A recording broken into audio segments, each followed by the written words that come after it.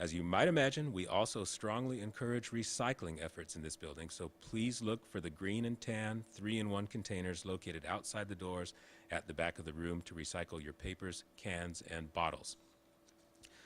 For those of you who are out there in cyberspace, after Julie's presentation, we will give you a chance to email questions into us here.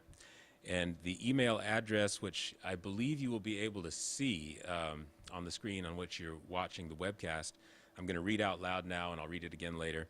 It is coastalrm, that's COASTALRM, at calepa.ca.gov.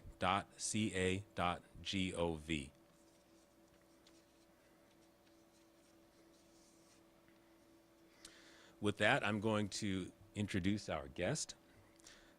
Julie Labonte joined MWH Global in January 2014 as Vice President and Director of Program Management for the Americas. Julie's a registered professional engineer, civil engineer, with more than 25 years of experience in utility engineering in both the private and public sectors. Before joining MWH, Julie was the director of the San Francisco Public Utilities Commission's Water System Improvement Program, or WSIP. WSIP is the largest wet infrastructure program ever undertaken by the city and county of San Francisco, and one of the largest water programs in North America. Julie has been named the 2013 Government Civil Engineer of the Year by the American Society of Civil Engineers. In 2011, she received the Outstanding Civil Engineer in the Public Sector in the State of California award from the same organization. Outside the office, Julie serves on the National Board of the Construction Management Association of America and was recently named the chair of the Board of Directors of Africa Development Promise. Julie is actively involved with the American Waterworks Association and is an avid volunteer for Water for People and the School Mentoring and Resource Team in San Francisco. A native of Quebec, Canada, Julie holds a bachelor's degree in science in civil engineering from United States International University in San Diego and dual master's degrees in civil engineering from San Diego State University and in environmental engineering from the University of California at Berkeley. Go Bears.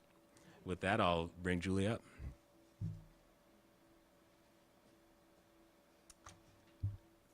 Thank you, Stefan. Good morning, everyone. It's a pleasure to be here this morning.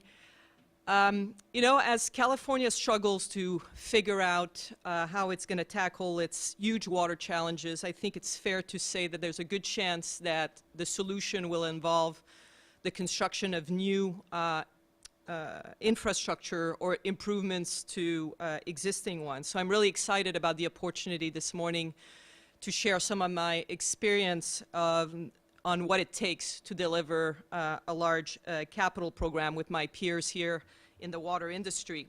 And although I'm no longer with the San Francisco Public Utilities Commission as of earlier this year, it's always a pleasure for me to share the story of the Water System Improvement Programs, also referred to as the WSIP for short. And this is a program that I directed for nearly 8 years. And I hope that the San Francisco's experience on that program and the best practices that emerge from that program will be helpful to the state as it will likely undertake some pretty sizable water program here in the future. So I'm sure that many of you have been following the news about the drought here in the western U.S., but I'm not sure how many of you have been tracking seismic events around the world in the last few years. It's easy to forget about Chile, but in 2010, this was the largest earthquake ever recorded. Then residents of Christchurch in New Zealand have been rattled by, whoops, this is not supposed to move, have been rattled by a number of events in the last few years. I was personally in Christchurch earlier this year for some work with MWH, where we're actually helping the city there recover from those events. And I was really taken back by how visible the destruction was 4 years later. Okay, I'm not pushing anything, and these are moving on there. Okay. Okay, we're back to Christchurch. Sorry about that. And the magnitude of those earthquakes were not that significant, but because some of the acceleration recorded there were some of the largest ever recorded, and because of liquefaction, you had some horrible impacts.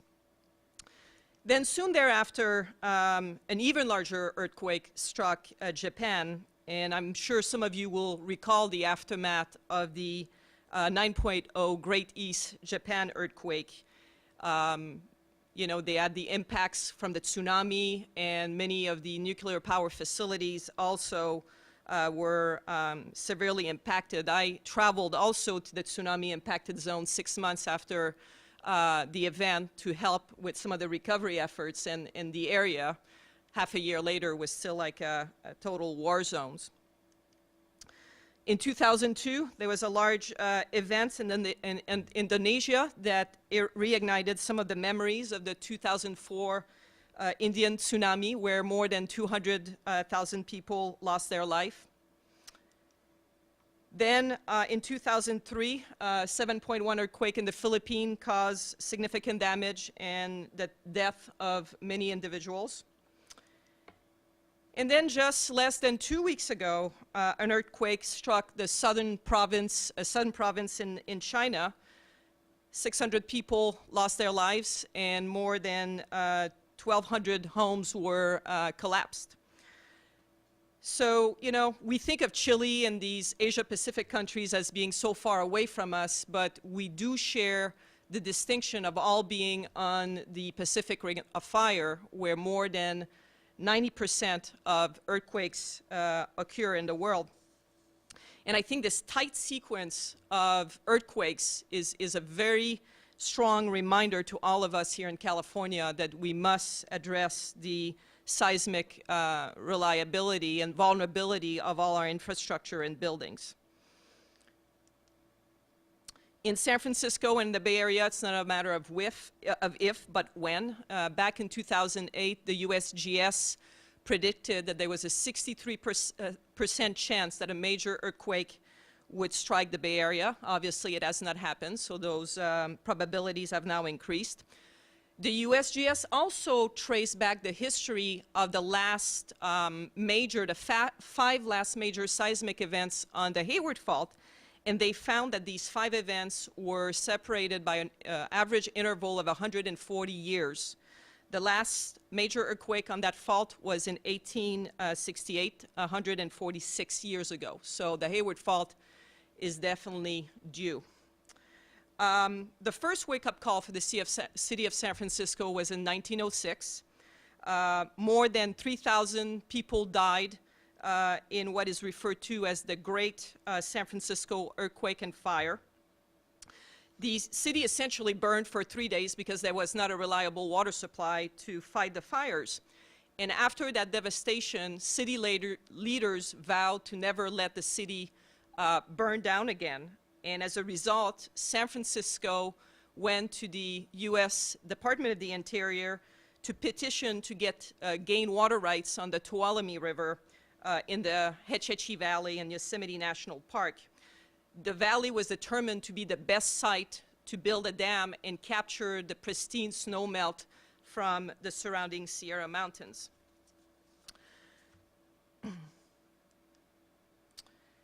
Now, in 1910, after many years of political struggles, the city finally passed a bond measure, city voters that is, passed a bond measure to raise $45 million for the construction of a new water system.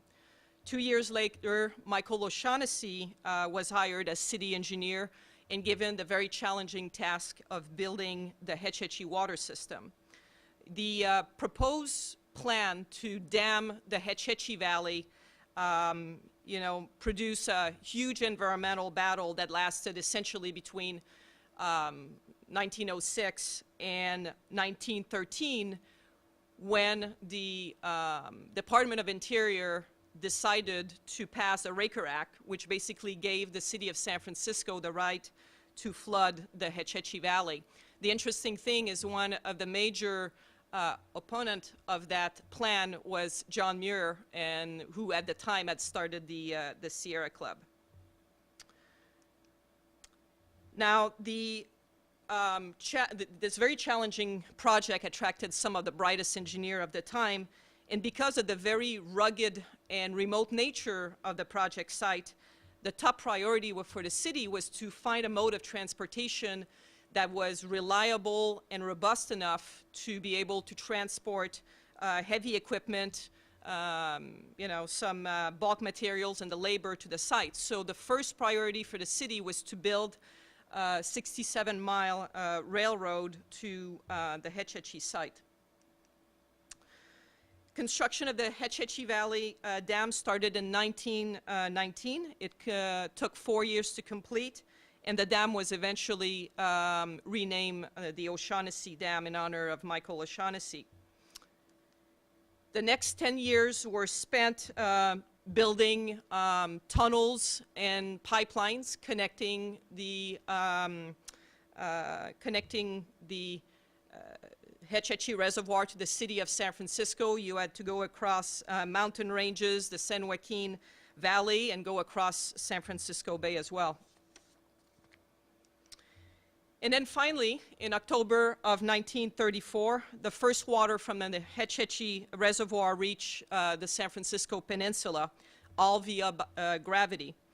And sadly, Michael O'Shaughnessy, the architect of the system, passed away 2 weeks before the historical event.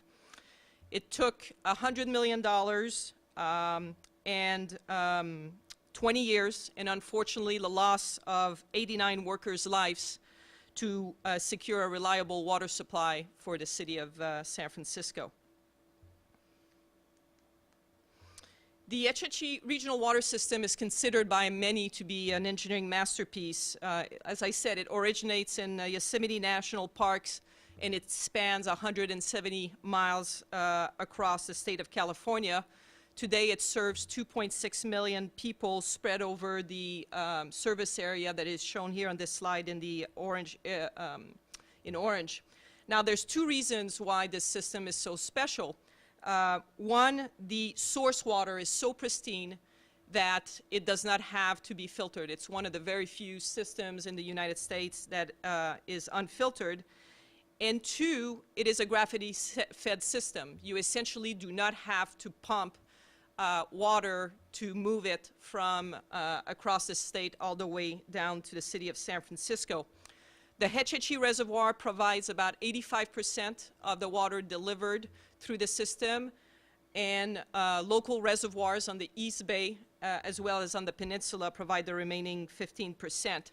About a third of that water is served to retail customers within the city of San Francisco, and wholesale deliveries to 26 agencies throughout the Bay Area account for the remaining 2/3.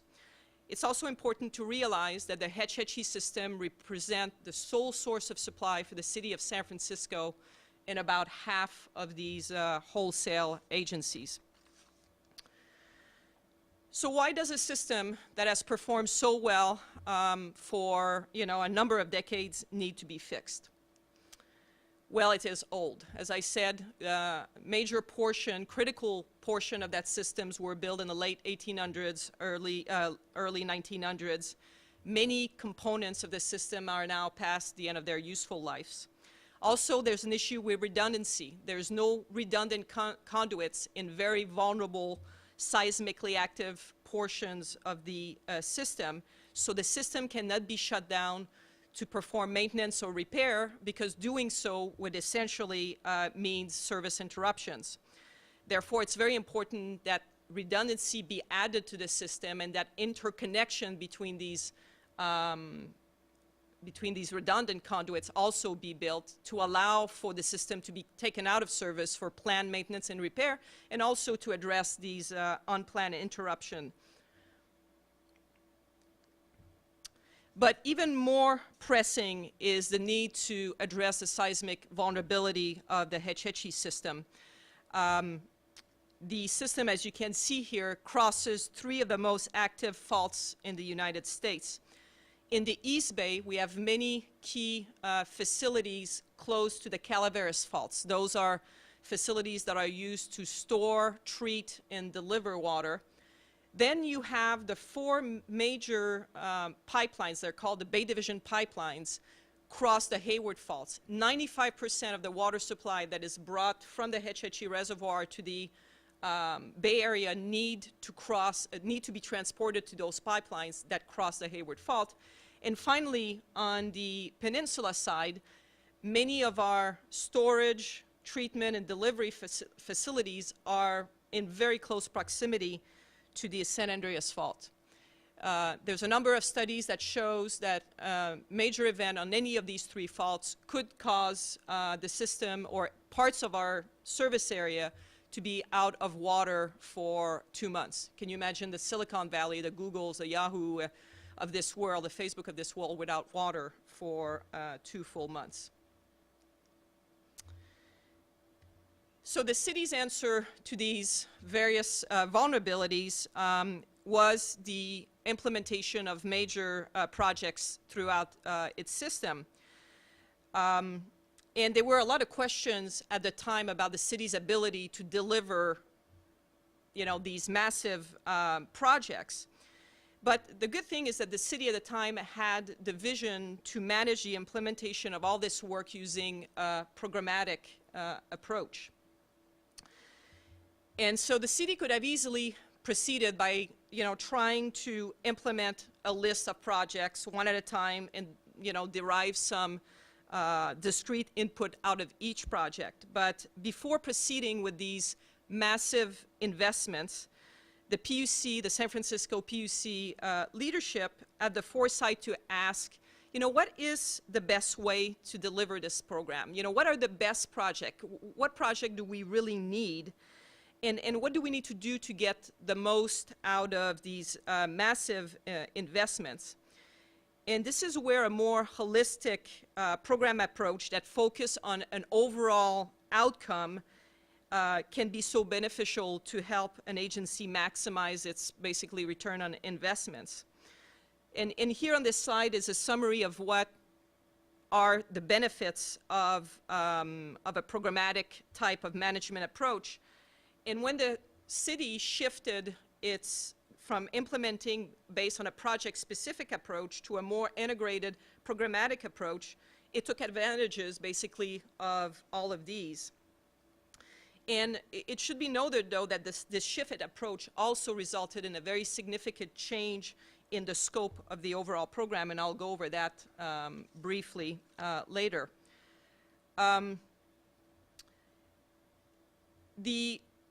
One of the main outcome of the water system improvement program is the construction, or one of the main strategy behind the program was to construct a lifeline across San Francisco Bay that would be able to withstand a major earthquake on any of the three faults that are located in the Bay Area.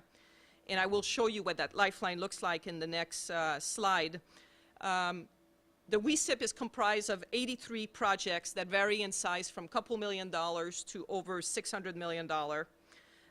35 of the projects are local projects that are located within the city of San Francisco, and those are typically smaller projects that involve improvements to existing storage facilities, pump stations, and pipelines.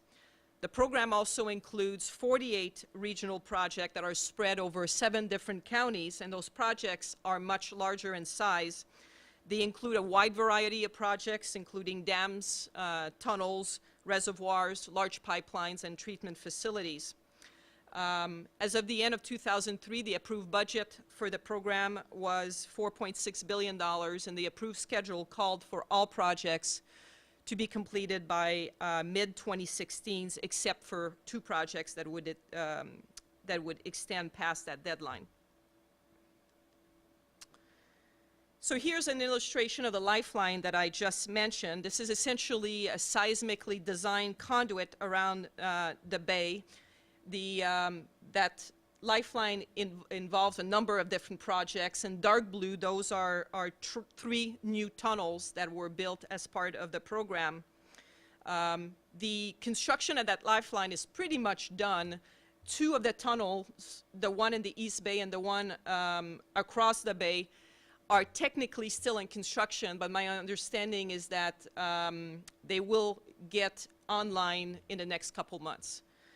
And this in itself has significantly increased the seismic reliability of the entire Hetch-Hetchy system. Now, to give you a feel for the complexity and magnitude of the WSIP, here are a few projects that are being delivered as part of the project. The program involved the construction of one of the very few, or one of the only new in-stream dams to be built in California in the last 40 years. 3 separate tunnels, as I just mentioned, are also being built as part of the WSIP, including a 5-mile tunnel under San Francisco Bay. It also involves the construction of the 3rd largest UV disinfection facility in North America. This is a design-build project. And we also have multiple projects that involved seismically engineered pipelines that are used to go across the major earthquake faults.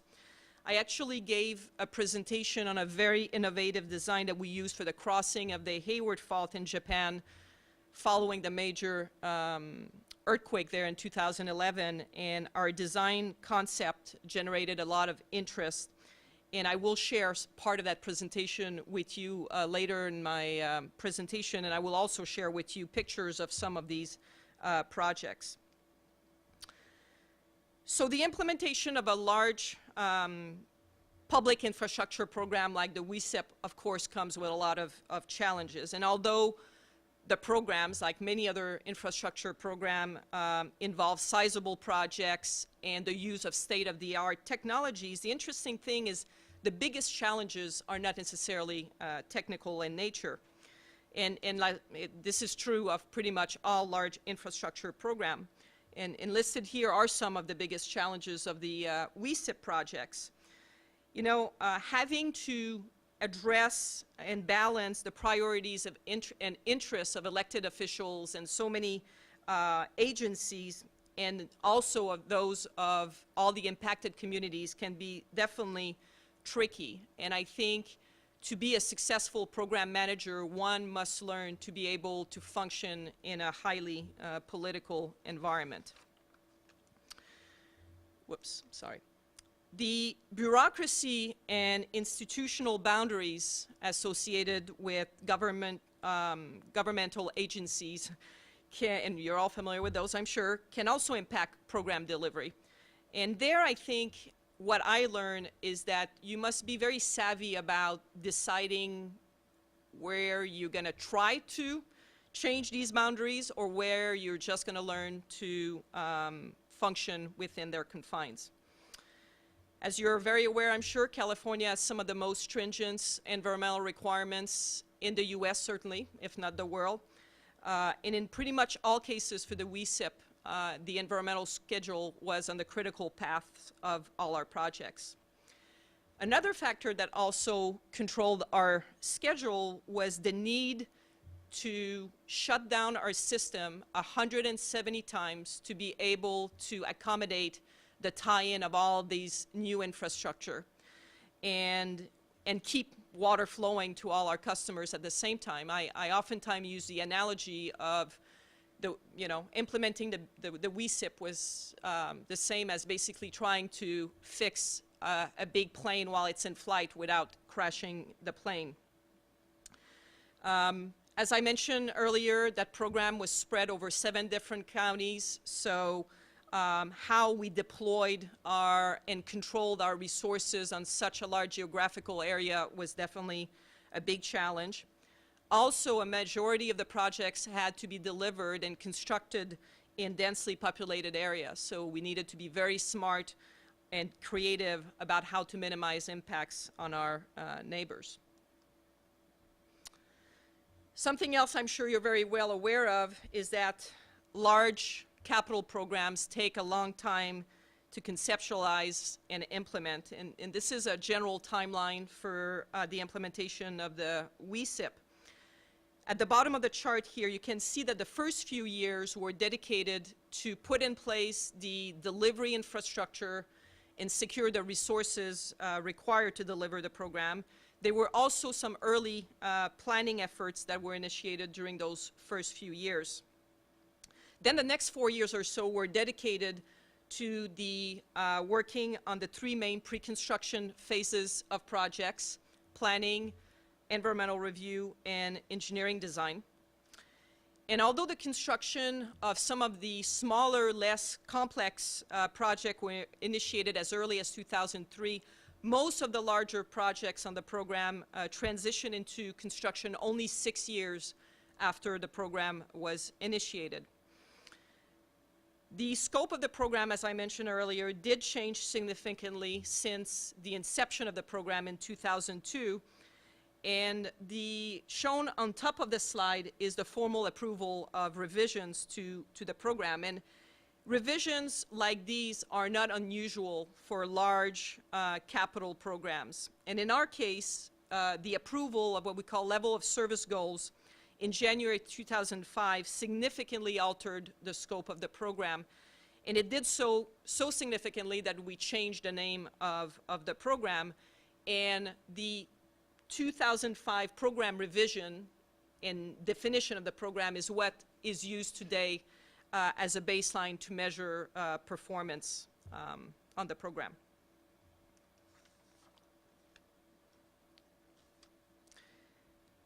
So how do you get a massive capital program like this one off the ground? And before you can start thinking of delivering programs, there are three pieces that are very important that you get control of and that you put in place.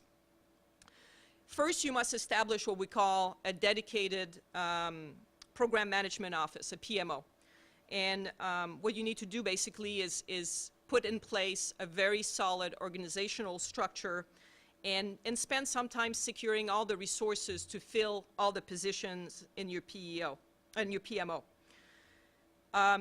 Second, you must put in place what I call a solid infrastructure program, a robust program infrastructure, rather, that includes things like processes, systems, procedures that are required for program governance.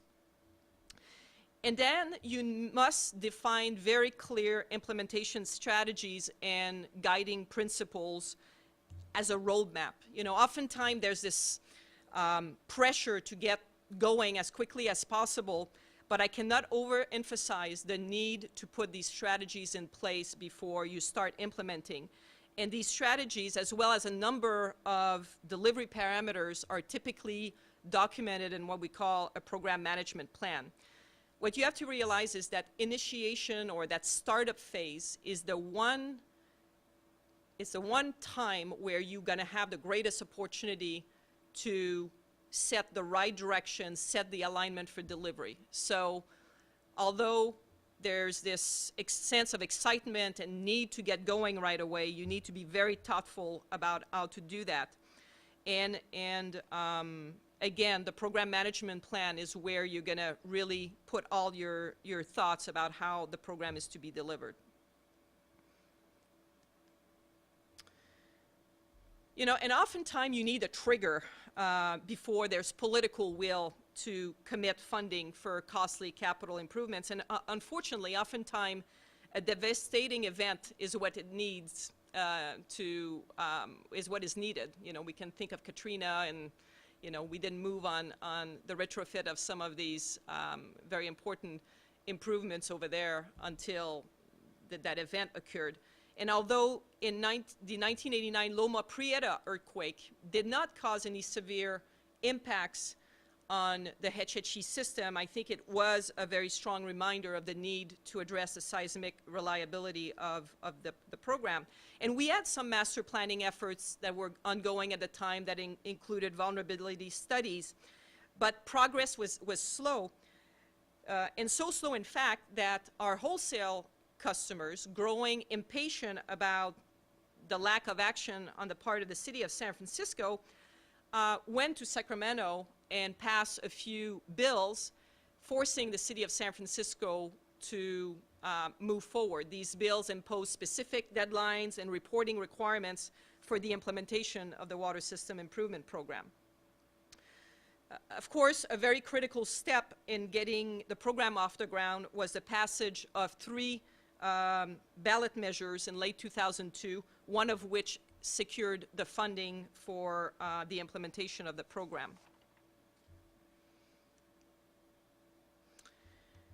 So when we went over the timeline, I did mention the approval of these levels of service goal, and that triggered some significant changes to the program scope. I think having a common understanding among stakeholders and decision makers of the specific goal of the program right at the start is very critical, and that needs to be part of the startup phase of any large program. And ideally, if you can, you'd like that understanding memorialized in a formal agreement. You know, the idea is to set clear expectations with your stakeholders right from the start. And if you do this properly, these goals will also provide you quantifiable means by which you're going to set your project scopes and design criteria. In the case of the WSIPs, the goals fall into one of those 4 categories. Basically, the seismic reliability goals establish how much water the system must be able to deliver following a major seismic event. The delivery reliability goal establishes how much water the system must be able to deliver if key portions of the system are out of service, either for planned maintenance or unplanned emergencies. The water quality goals establish criteria to ensure that we continue to comply with all current and future regulations and ensure that San Francisco continues to deliver one of the nation's highest quality water. And finally, the water supply goals set delivery targets during drought conditions. So, again, from the very beginning, it's really important that you understand the expectations and demands of the stakeholders associated with your program.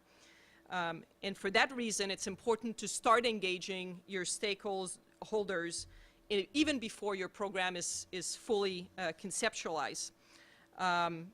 I always say that public infrastructure programs, as you probably know, are very public programs indeed. Being in the PMO is like being in a fishbowl, essentially. And when I was program director, I'd say that about 1/3 of my time was spent on management of key stakeholder issues. We already talked about how important it is to know how to maneuver a political environment. And this is not necessarily something that as engineer we learn in school.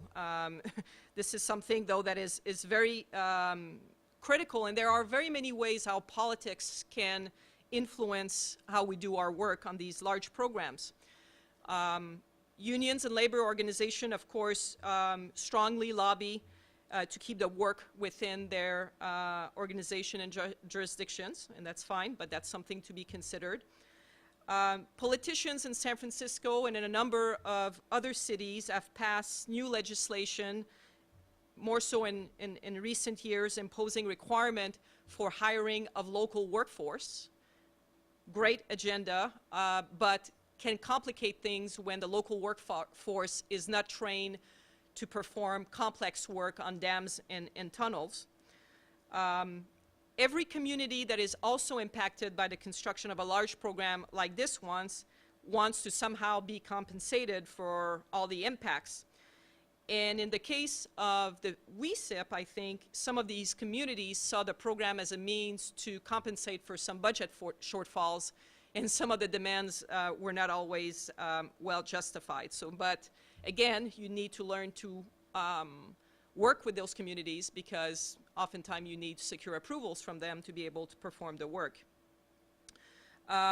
Environmental interest groups, especially here in California and in the Bay Area, are very influential, of course, and we never can underestimate their ability to influence the implementation of the program, so it's important to work with all these interest groups. Interestingly enough, one of the more fiercely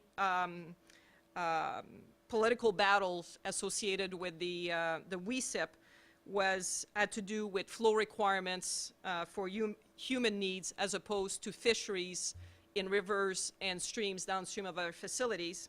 And I'm sure that story is familiar to many of you. The need to use eminent domain to secure lands required to build projects can be controversial and very unpopular with elected officials. And although on the WSIP we had to initiate eminent domain proceedings for the acquisition of 2 properties, fortunately enough we were able to reach an agreement with these landowners before we had to go through with this painful process.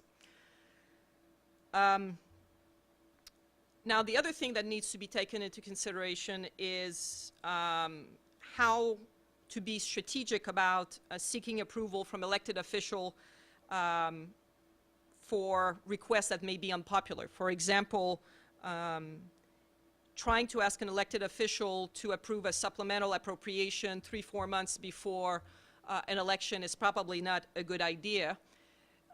So when you look at your cash flow requirements, you need to be mindful of election cycles.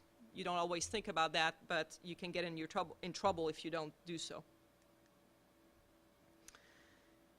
And of course, no programs can get off the ground without money.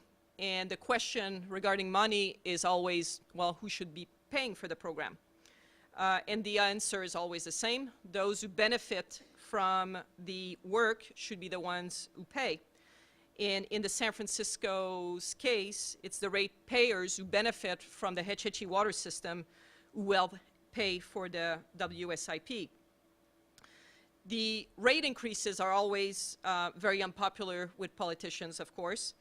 But in San Francisco, the ever-present threat of an earthquake is what helped us convince politicians that they needed to actually push forward for these investments. Because when you think about it, although the WSIP is very costly, the cost of doing nothing could be much more significant. As far as funding options, what is typically available for public agencies in general include general obligation bonds, revenue bonds, commercial papers, grants of various sorts, and the use of operating reserves. Bonds are typically the long-term borrowing options selected by most large agencies. And in San Francisco's case, those revenue bonds are going to be paid back through rate increases to our retail and wholesale customers based on the amount of water that each customers receive. To minimize financing costs, it's also very important to perfectly time the sale of bonds. Selling too early or selling too late can be very costly. So again, another reason to have very accurate cash flow projections on your program. So now I'd like to drill down a little bit more and go over how we organized the WSIP delivery efforts and the various functions we had to put in place to facilitate the successful implementation of the program.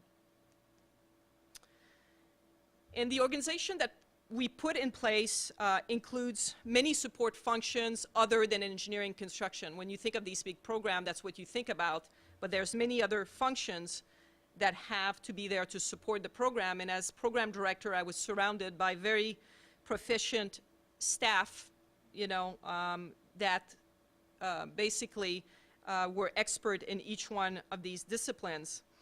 And I think one thing you need to realize is that it took us a number of years to be able to actually secure qualified resources for each one of these disciplines. I also wanted to share with you how we organize the work to be performed under the WSIP, and this is what we call our work breakdown structure at the phase level. The control system for the WSIP included 7 different levels, starting from program, subprogram, phase, subphase, activity, subactivity. I mean, it went down 7 different levels. So this is the phase level here. And there's a few observations I wanted to point out here. you can see that the design and environmental phases overlap one another. This is not an ideal situation, but it's not all that unusual. We refer to this approach as design at risk, and it is done to save time. You don't want to have to finish all your environmental review before you begin any design, and to be able to do environmental, you need some level of design anyway. But what ends up happening with a setup like this is oftentimes there's a lot of redo of the work that needs to be done. You go through the environmental review, you want to minimize impacts, you ask your designer to modify the design, or the designer modifies the concept to make it work better environmentally, and then that redefines the scope of the work, and then the environmental review needs to be redone. So it's this loop that goes on for a while during the pre-construction phase. The other thing I wanted to point out here is that the right-of-way phase cannot be completed before the end of the environmental review. And this is another tie or critical path item that we need to be aware of, because technically you do not have an approved project until the end of the environmental phase. And if you were to purchase land and make major investment into a project, you could basically be seen as biasing the outcome of the environmental review, and you could be legally sued for that. So basically what you do is you do some research on land acquisition, but you cannot make a formal offer until after the environmental phase is done. The other thing I wanted to point out here, the construction management phase begins before the start of construction, and the reason for that is we want to bring our construction managers early so that they can review the design documents and be involved with the project before the actual start of construction. And, you know, obviously what I just showed you is an oversimplification, but what we do then to develop our project schedule is we develop a logic at each level of our control system. This is the logic at the phase level, and the idea here is you want to standardize how all your project schedule are put together. You want those schedules to be based on the same assumptions. And it gets quite complicated. I mean, you can imagine some of the most complex projects have thousands of activities. In some cases, you could have more than 1,000 activities with links between them. So you change one thing, and it has the potential of changing 1,000 activities in your schedule. So it gets quite complicated. I remember walking in one of our projects, one of our most complex project, a water treatment plant project,